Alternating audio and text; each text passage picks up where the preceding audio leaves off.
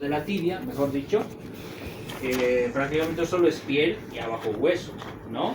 Entonces eso, el momento de lesionarse o de fracturarse, pues llega a ser un problema, ¿ya? Puede ser, como ya sabemos, por mecanismo directo o por mecanismo indirecto, dependiendo de la causa de la fractura, ¿ya? Y como hay poca cobertura de partes blandas, este tipo de lesiones suelen asociar casi siempre una exposición del hueso, ¿ya? Vamos a decir de que al examen físico, pues vamos a tener clínica de fractura, ¿no? Aumento de volumen, dolor, deformidad, impotencia funcional y todo. Pero aparte también tenemos que tener en cuenta, como decimos, el compromiso de las partes blandas. Si es una fractura cerrada, tendremos que clasificar la lesión de las partes blandas con la clasificación de Cherny. Si es una fractura expuesta, tendremos que clasificarla con Gustilo y Anderson, ¿verdad?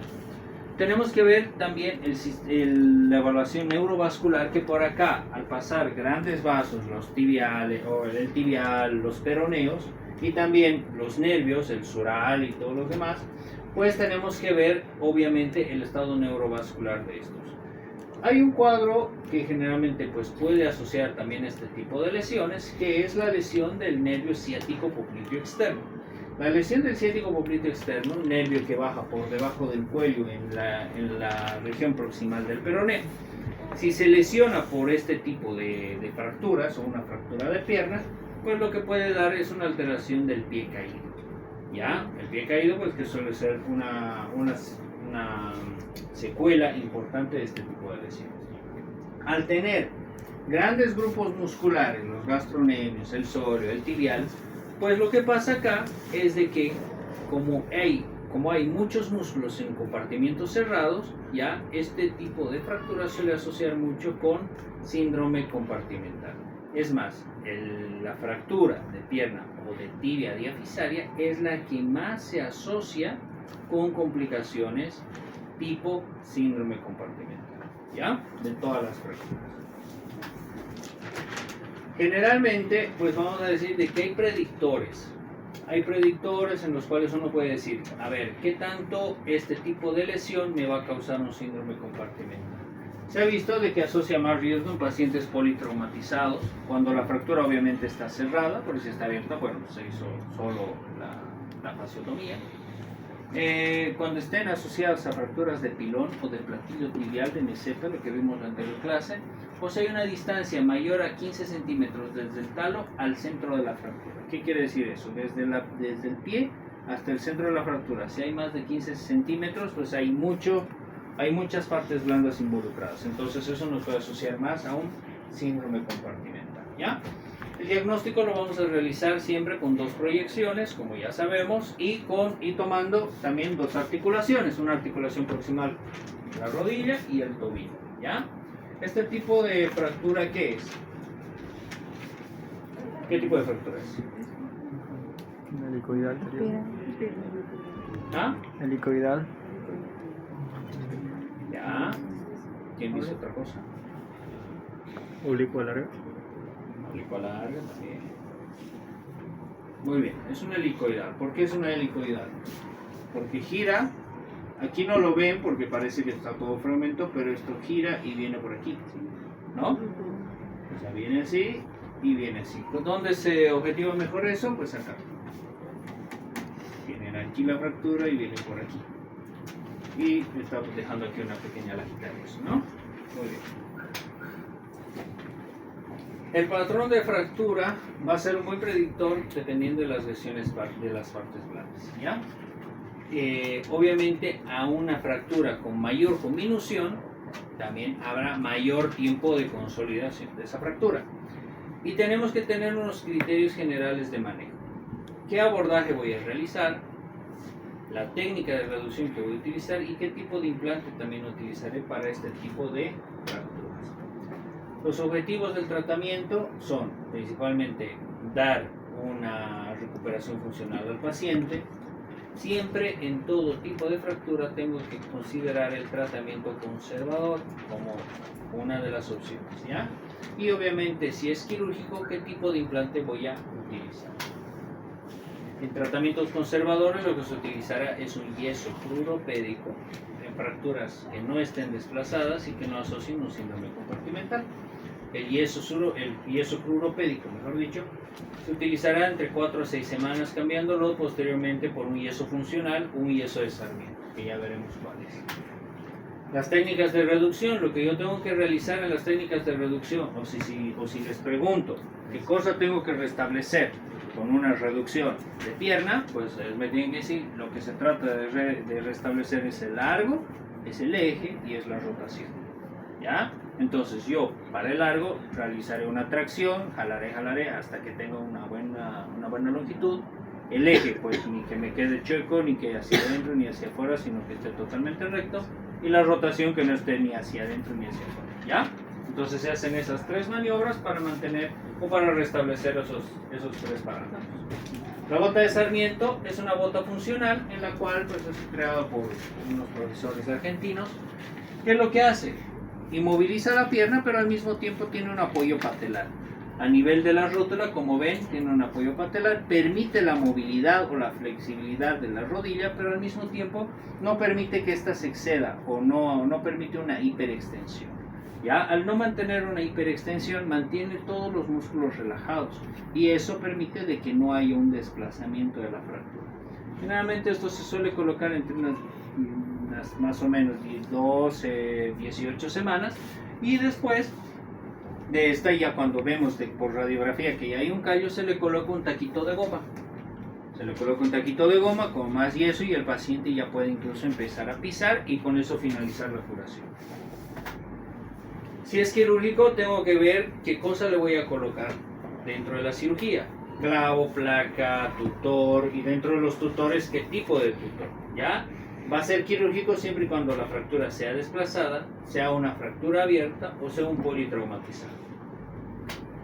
Dentro de los tutores externos, puedo utilizar tutores modulares en los cuales me va a tener diferentes módulos de acomodación y yo colocando las clavijas, digamos, que eso es una de sus ventajas, ¿no? Que solamente necesitas un taladro, pues empiezas a colocarle las clavijas en la pierna y después de eso apoyas con unas varillas metálicas.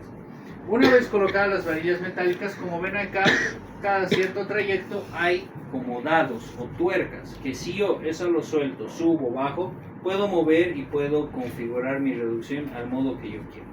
¿Ya? Si tengo que traccionar un poco más, pues soltaré uno y empezaré a jalar más y lo anclo ahí, o sea, permite realizar muchas maniobras. Obviamente estas indicaciones estará dado cuando sean unas fracturas expuestas. ¿Por qué?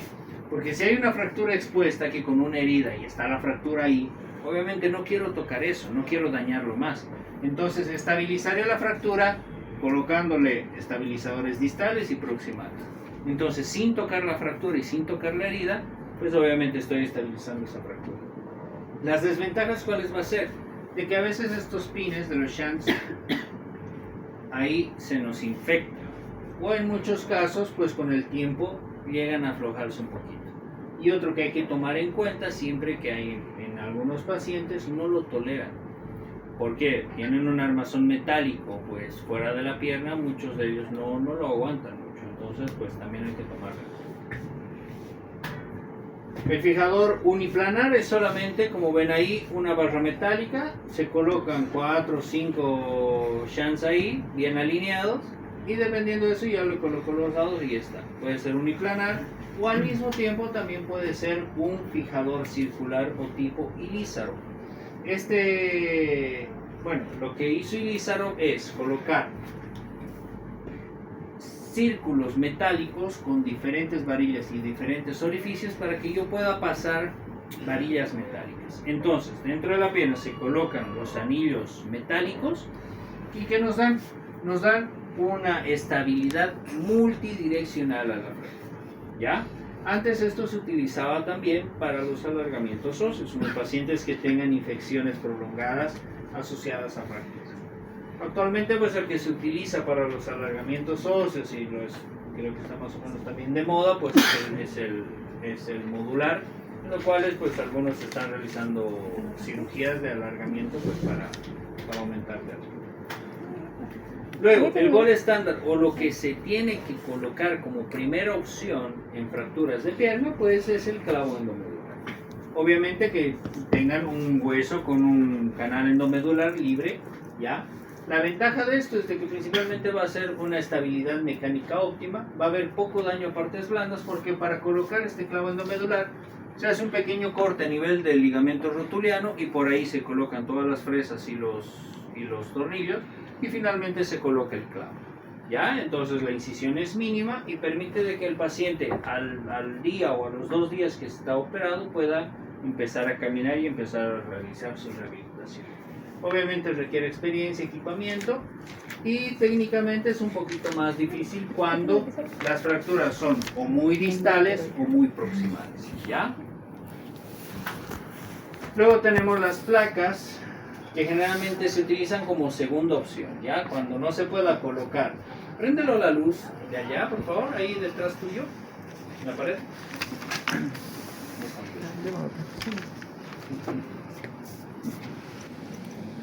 Está anocheciendo. Ya, bueno, las placas, cuando no se pueda colocar un clavo, colocaremos una placa.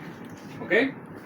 ¿Qué es lo que nos permite esto? La incisión es más grande, sí, pero estamos viendo todo el hueso ahí, entonces nos permiten reducciones anatómicas o perfectas. Y obviamente también nos dan una gran estabilidad porque podemos ir aumentando los tornillos, podemos ir aumentando los clavos. No, nada, perdón. ¿Ya? Y... apretaste el otro, ¿no? Y podemos utilizar menos radioscopía. ¿Por qué? El problema de utilizar un clavo endomedular es de que la hora y media, 2 horas que es de cirugía, pues cada 10, 15 segundos nos toman radiografía, o sea, sales muy irradiado. En cambio con la placa, como lo estás viendo todo, no necesitas tantos rayos X, ¿no? Entonces eso también es una ventaja. Las complicaciones que podemos tener, pues infecciones, retardo en consolidación, pseudoartrosis, consolidaciones viciosas o alteradas, dolor principalmente en la cara anterior de la rodilla o fallo del implante. Hablamos de las fracturas de pilón tibial. Quiero que quede claro que una fractura de pilón tibial, por más de que comprometa la articulación del tobillo, no se considera una fractura de tobillo como tal, ¿ya? Generalmente son fracturas que comprometen la superficie articular de carga o de plafón tibial con una extensión metafisaria. O sea, ¿qué quiere decir? Que es una fractura generalmente causada por el astrágalo.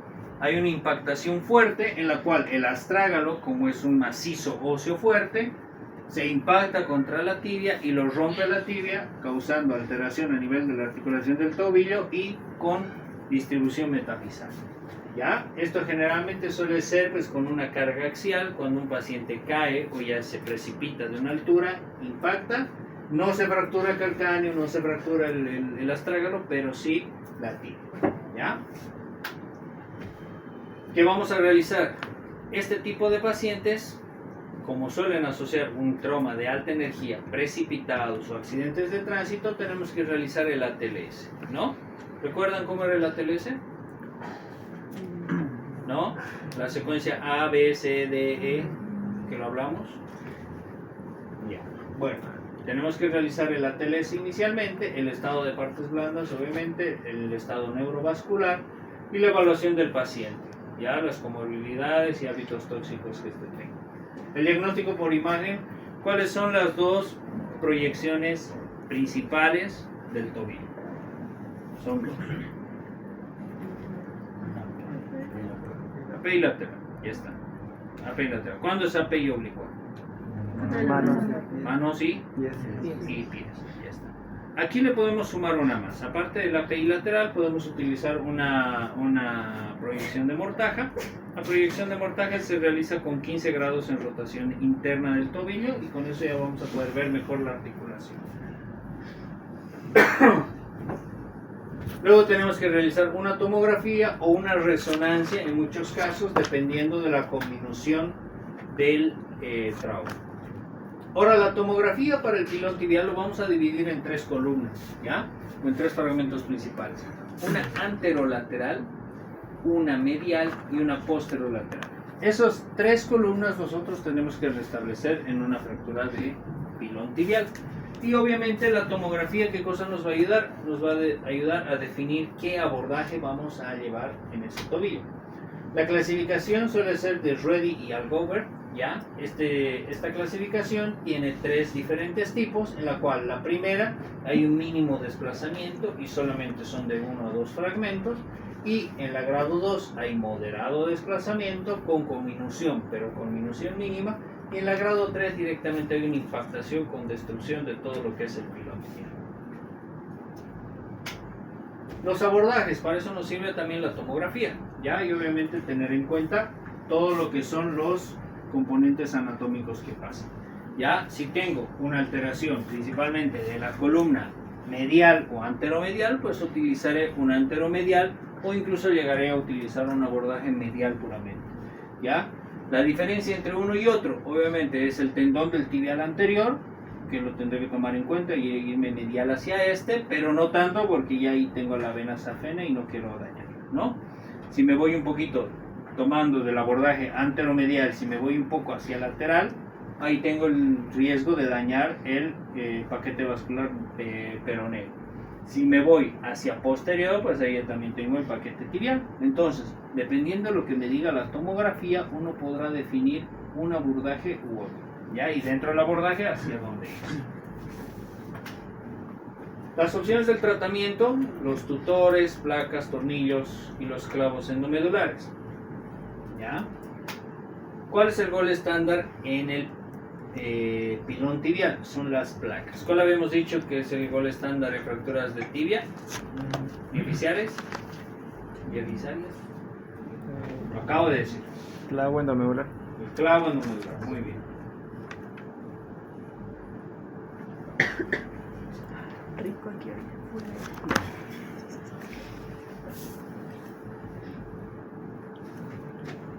Muy bien. Y el gol estándar en fracturas de pilón tibial son las placas, ¿ya? Lo bueno de las placas que hay diseños anatómicos un montón y uno dentro del quirófano puede ir utilizando cuál calce mejor al paciente, ya permiten una colocación también de mínima invasión, en la cual podemos utilizar un cortecito pequeño y por ahí deslizar toda la placa hacia el hueso, y obviamente pues ver, dependiendo de qué columna me ha dañado, pues tenemos placas anterolaterales, anteromediales, placas antideslizantes que más adelante veremos. Hablamos de las fracturas de tobillo. Es la fractura articular más frecuente que suele darse. ¿Cuál es la fractura más frecuente de todas?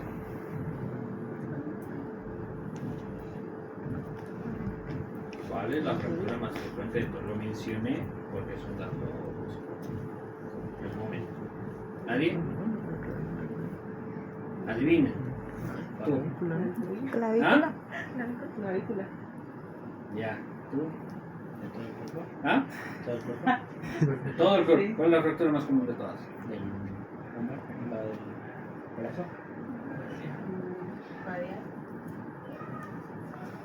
Abraham. Clavícula. Muñeca. Ah, muñeca. La fractura más común de todas es la fractura de muñeca. ¿Ya? La fractura de muñeca, ya es la fractura más común de todas. Y la fractura articular más frecuente es la fractura de tobillo, ¿ya? Obviamente tiene muchísima variedad de lesión, ¿ya? Puede ser por supinación, pronación, abducción, rotación externa, ¿ya? Un 60 a 70% solo suelen afectar un maleolo, ¿ya? ¿Cuáles son los grupos de mayor riesgo? Las de 10 a 19 años y las de 20 a 29 años, ¿ya? Las que más se fracturan el tobillo. Generalmente suele ser más en mujeres, ¿ya? Y el principal mecanismo es una caída de altura, ¿ya? La clasificación que se utiliza, pues, es la clasificación de Danis-Weber, que lo divide, dependiendo de la sindesmosis tibio-peronea distal, lo divide por debajo, como A, la fractura infrasindesmal o tipo A, la tipo B, que es una transindesmal, que está al mismo nivel de la sindesmosis, y la tipo C, que es suprasindesmal. Así se clasifica. Esto es su examen, ¿no? Sí. Ya. Entonces, ¿cuáles son quirúrgicas y cuáles no? La tipo A generalmente suele ser de tratamiento ortopédico, ¿ya? Casi siempre. La tipo B suele ser 50% ortopédico, 50% quirúrgico. Y las tipo C casi siempre son quirúrgicas. Al examen físico y la anamnesis nosotros tenemos que aumentarle los métodos complementarios. Al estudio inicial, un rayos X AP y lateral y con los 15 grados de mortaja que les dije. Un rayos X comparativo del otro tobillo siempre es importante. Y también un rayos X con estrés de gravedad. ¿Cómo es el estrés de gravedad? Imagínense que este es el tobillo de la persona, le digo que se suba a una silla, pongo la placa de forma vertical de rayos X y el tobillo está ahí. Entonces, el momento que vaya a disparar, yo le hago en varo o en valgo, le hago un estrés a ese tobillo y con eso puedo verificar si hay distensiones ligamentarias, si hay alguna subluxación y ver también si hay algún ligamento o tendón roto asociado, ¿ya? La tomografía, generalmente cuando sea maleolo posterior o más de un maleolo, se sugiere tomar una tomografía cuando haya gran conminución o también cuando haya lesiones osteocondrales o del cartílago asociados. Y la resonancia magnética cuando quiera valorar principalmente las lesiones en partes blandas, ¿ya? Entonces, ¿qué cosa tengo que pedir? ¿Tomografía o resonancia? Siempre que tenga una lesión que predominantemente me haya alterado las partes blandas, solicitaré una resonancia. Porque la resonancia valora mejor músculo, tendón, entesis, arterias, nervios y todo lo que sea. ¿Ya? Entonces, si tengo mucha alteración de partes blandas, diré, no, mejor le pido una resonancia. Si quiero valorar, principalmente, no es de que no valore la resonancia, también lo valora, pero si quiero con mayor lujo de detalle valorar la lesión en el hueso, entonces pediré una tomografía. ¿Ya? Es así como se tiene que distinguir. El tratamiento conservador en fracturas que no sean desplazadas, por ejemplo, ahí ven igual una fractura de tobillo, una supracingesmal, se puede colocar pues una férula o un yeso suropédico, ¿ya? Siempre moldeándolo bastante bien. Se coloca una bota corta por unas 5 a 6 semanas y luego después de eso se puede empezar a dar descargas de peso. Obviamente también en pacientes que no sean candidatos a cirugía, pues también tendrá que indicarse el tratamiento conservador. El tratamiento quirúrgico, pues lo que buscamos es una reducción anatómica, una fijación interna estable y movilidad precoz del paciente. Se suele colocar placas en la parte lateral del peroné con un tornillo que haga presión entre los dos fragmentos y una plaquita de protección ahí que nos mantenga todo junto. Las fracturas del pie, pues hablando un poco de anatomía del pie, pues vamos a tener tres partes principales. Una que será el retropié, el medio pie y el antepié, ¿ya? Los huesos, tenemos 5 radios conformados por los metatarsianos y las falanges. El hallux o el primer dedo solamente tendrá 2 falanges, proximal y distal. Y luego tendremos las 3 cuñas, la medial, media y lateral, el navicular de manera interna y el cuboides de manera externa. Y finalmente en el retropié tendremos la articulación, o mejor dicho, los 2 huesos que es el calcáneo y el astrágalo.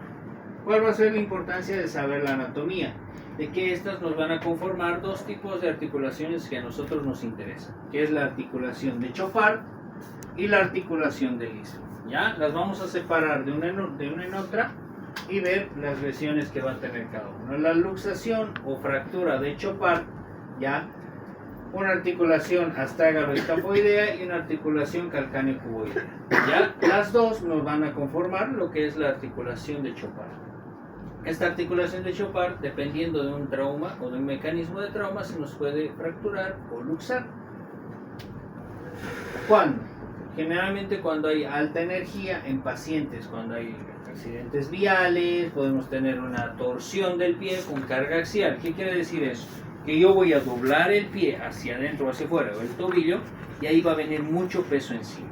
¿Entienden? Y es ahí donde se fracturará o se luxará la articulación de Chopard. En pacientes que después de un esguince hay una lesión ligamentaria y está debilitada esa articulación, por ejemplo en pacientes que realizan deportes, que andan mucho de puntillas o en bailarinas, pues igual se puede realizar. Y obviamente en pacientes con lesiones con sobrecarga, en la cual ha habido un mayor aumento de presión a nivel de la articulación. Ahí tenemos la luxación de la articulación de Chopard, que generalmente suele ser de tratamiento conservador. Esto se suele reducir, se coloca un yeso y si está bien reducido, pues el paciente se puede ir con el yeso normal. Ahí tenemos una lateral y una oblicua de pie, en la cual tenemos que tener en cuenta esta articulación. ¿Ya? ¿Ya? Entonces, si tenemos esa alineación, ¿ya? Y no tenemos ni una elevación ni una depresión, pues entonces podemos indicar de que la reducción ha sido exitosa.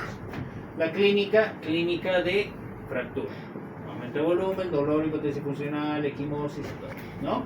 Pero generalmente estos pacientes suelen también tener un pie más corto que el otro, ¿ya? Clínicamente en la inspección ustedes ven eso, y una bóveda plantar exagerada, ¿ya? Esa es la clínica particular en la luxación de Chopard. Y la luxación, dependiendo hacia dónde va, tenemos la clasificación. Puede ser una luxación hacia arriba o dorsal y una luxación hacia abajo o plantar. ¿Cuándo va a ser quirúrgico? Cuando el desplazamiento sea menor de ¿cuándo va a ser conservador? Cuando el desplazamiento sea menor a 2 milímetros. La reducción, después de yo reducirla, sea estable y al mismo tiempo que sea cerrado. ¿Cuándo voy a operarlo? Como les digo, no se opera casi la luxación de Chopard, pero si no se puede mantener la reducción una vez que yo lo coloque en su sitio, si se vuelve a luxar, si quiere salirse, pues habrá que operarlo con desplazamientos mayor a 2 milímetros, ¿ya? O siempre que asocie síndrome compartimental o alguna luxofractura abierta. ¿Qué es lo que pasa? Cuando es quirúrgico se suele colocar 2 clavijas de forma percutánea, 2 clavijas que me fijen esa articulación y ya está. Muy bien, luego se coloca su yesito y ya nada más. Luego hablamos de la articulación del Lisfranc, que esta es otra cosa, ¿ok? La articulación del Lisfranc, a comparación de la de Chopard, suele ser casi siempre de tratamiento quirúrgico y no conservador, ¿ya? Es una articulación formada por los 5 metatarsianos con los 3 huesos cuneiformes y el cuboides. Entonces estamos hablando de la articulación tarso-metatarsiano, ¿no? Entonces las superficies articulares nos van a conformar 3 columnas, ¿ya? La primera columna que será del primer metatarsiano con la cuña medial. La segunda que será la conformación del segundo y tercer radio con las otras 2 cuñas. Y la tercera columna que me formará entre el cuarto y quinto metatarsiano con el cuboides. ¿Cuál es la más móvil y la más propensa a luxofracturarse? La tercera columna, ¿ya? Generalmente es una condición en la cual hay una interrupción en la articulación entre la cuña medial y la base del segundo metatarsiano. Y hay una disrupción en todo lo que es la articulación tarso-metatarsiana. ¿Ya? Pueden ser puramente ligamentosas o ligamentosas y óseas. Las dos suelen ser de tratamiento quirúrgico. ¿Ya? Entonces, necesariamente no tiene que haber una fractura como para tratarse como tal, sino solamente que haya lesiones ligamentarias. ¿Ya? El mecanismo puede ser directo o indirecto. ¿Ya? Alguna vez habrán visto de que un paciente a lo que estaba despegando la marcha estaba con la puntilla del pie apoyando solamente en el suelo y ahí viene una sobrecarga fuerte. En la parte posterior le cae algo, o como ven acá, pues el corredor que está corriendo y está a punto de despegar el pie, pues le llega una sobrecarga. Ese es el mecanismo generalmente. ¿Qué es lo que pasa en las bailarinas? Que igual cuando se colocan de puntillas y ahí llega un impulso o una carga repentina, pues se llega a fracturar esta articulación. Y en los pacientes generalmente en su día a día, generalmente este tipo de fracturas se da cuando se tropiezan al bajar las gradas. ¿Ya? Entonces al bajar las gradas uno apoya el pie a la punta y ahí se desestabiliza, se tropieza o algo y aumenta la carga axial y tienen una luxofractura del Lisfranc. ¿Ya? La clínica de fractura, y al mismo tiempo pues va a haber aumento de volumen en el dorso de la planta, impotencia funcional, dolor y todo lo demás, ¿no? Que ya sabemos. Las radiografías recomendadas, una AP, una lateral y una oblicua, siempre. para ver este tipo de lesiones. Y el diagnóstico, esto, pues, para que se lo aprendan de memoria, son 5 signos radiológicos de diagnóstico para una luxofractura del istmo, ¿ya? Es un poquito largo, es un poquito engorroso, pero si se llegan a aplicar los 5 signos, ¿ya? Imposible que se les escape un mismo. Porque lamentablemente este tipo de lesiones suelen ser de las más infradiagnosticadas dentro de todo lo que son las patologías de trauma en el pie. ¿Por qué? Porque no toman en cuenta estos 5 signos, ¿ya? Vamos a ver de que dentro algunas luxofracturas van a ser muy groseras, ¿no? O sea, un poco difícil que se te pase que aquí no hay una luxación, ¿no? O aquí quien lo ve normal, dígame, ¿no? O sea, aquí vemos una discontinuidad entre el segundo y tercer metatarsiano con sus cuñas correspondientes. Aquí vemos una alteración total de la primera y del primer metatarsiano y la cuña media, ¿no? La cuña medial, mejor dicho, ¿no? Entonces, este tipo de lesiones así de grandes no suelen presentarse, sino solamente con alteraciones ligamentarias. Entonces, si no toman en cuenta eso, pueden estar infradiagnosticando fracturas del istmo. La clasificación se llama de Hardcaster. Entonces, ¿qué es lo que hace esta? Va a haber con una incongruencia parcial, una incongruencia total o una incongruencia divergente. Ya, la incongruencia total pues va a decir de que todo el bloque de los metatarsianos se me va a desplazar hacia lateral o hacia medial. Incongruencia parcial de que tal vez solamente 4 metatarsianos o 3 metatarsianos se me va a ir a un lado o al otro. ¿Ya? Y el otro, que es la divergente, que los metatarsianos, en vez de irse todos hacia un lado o hacia otro, se me han partido en 2. ¿Listo? Conservador, prácticamente muy difícil que sea conservador una luxofractura del istmo, pero pues en aquellos en los que no haya desplazamiento en las fracturas, que en la sobrecarga no haya evidencia de lesión, pues y que en la tomografía se vea todo muy normalito, pues ya, no lo operamos. Pero generalmente suele ser quirúrgico, ¿ya? Cualquier evidencia de inestabilidad a mis maniobras, pues ya indica de que tiene que ser una luxofractura del istmo de tratamiento quirúrgico. Cualquier inestabilidad a las maniobras que yo realice, ¿ya? O si hay un desplazamiento de 2 milímetros en la radiografía después de yo realizar la reducción, ¿ya? Siempre que asocie síndrome compartimental o hay alteraciones en las carillas de las articulaciones tarsometatarsianas. El tratamiento conservador pues sería en todo caso inmovilizar el pie 3 a 4 semanas, colocarle una férula o un yeso y ya con eso manejamos como tratamiento conservador. Y el quirúrgico pues siempre que sean fracturas expuestas o en caso de que sean asocien síndrome compartimental, ¿ya? Tenemos que realizar, dependiendo de la lesión, pues una planificación quirúrgica. Lo que se coloca son generalmente clavijas que estabilizan toda la articulación y ya está. En muchos casos, aunque es mucho más costoso, pues se pueden colocar tornillos intraóseos que llegan a introducirse totalmente dentro del hueso y pues nos estabilizan, ¿ya? Y finalmente las fracturas de los metatarsianos. Ya hablamos de que las fracturas de los metatarsianos, el quinto metatarsiano suele ser el fracturado más frecuente en el adulto.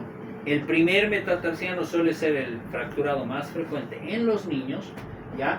Y generalmente suelen ser este tipo de fracturas. El grupo que más se lesiona o que tiene este tipo de fracturas son de los 20 a los 50 años, ¿ya? Vamos a ver de que en los adultos y jóvenes es raro, también en los niños y en los adultos mayores. Generalmente suele ser en pacientes generalmente jóvenes, ¿ya? Puede ser por traumatismos directos o indirectos. ¿Cuál va a ser el principal mecanismo de este? Que sea una sobrecarga a lo que uno está despegando la marcha, ¿ok? O por caídas directas de objetos pesados sobre el antepié. Ahí tenemos los 5 metatarsianos, huesos largos. Al decir largos, decimos que ya tienen 2 epífisis, metáfisis y su pequeña diálisis, ¿ya? La radiografía que se tiene que tomar, AP y oblicua, Si ven que hay mucho desplazamiento en la fractura, pues le toman una lateral también, siempre va a ayudar para el diagnóstico. Y esta es una de las fracturas más frecuentes también, que suele ocurrir bastante en pacientes que realizan actividad deportiva tipo fútbol, que realizan un sprint violento o sin calentar antes. Lo que pasa acá es de que hay una avulsión, hay una fractura porque ahí se inserta el tendón del peroneo corto. Al insertarse ahí el tendón del peroneo corto y haber una contracción brusca, no se rompe el ligamento, sino llega a arrancar el hueso. ¿Ya? Este tipo de fractura, si hay un desplazamiento mayor a 2 milímetros, es quirúrgico y hay que colocarle clavijas. ¿Ya? Generalmente se coloca un yeso si no está muy desplazado, haciendo un poquito de presión en la base del quinto metatarsiano, y con eso pues ya pueden realizar su tratamiento solo. Esto, a los que les gusta el fútbol, esto se fracturó en 2 oportunidades Neymar, por ejemplo. A la primera no le operaron, ya y a la segunda que se volvió a romper, pues ya le tuvieron que colocar una placa. Ya, quirúrgico, el primer metatarsiano no soporta, si se fractura el primero no soporta ni angulaciones ni pequeñas deformidades, porque es uno de los principales. Si cuando ustedes caminen se van a dar cuenta de que uno de los principales que mantiene nuestra marcha normal es el primer metatarsiano. Por eso incluso tiene 2 huesecillos accesorios que son los sesamoideos, que nos dan un poquito más de estabilidad. Si se fractura el primero, casi siempre es quirúrgico.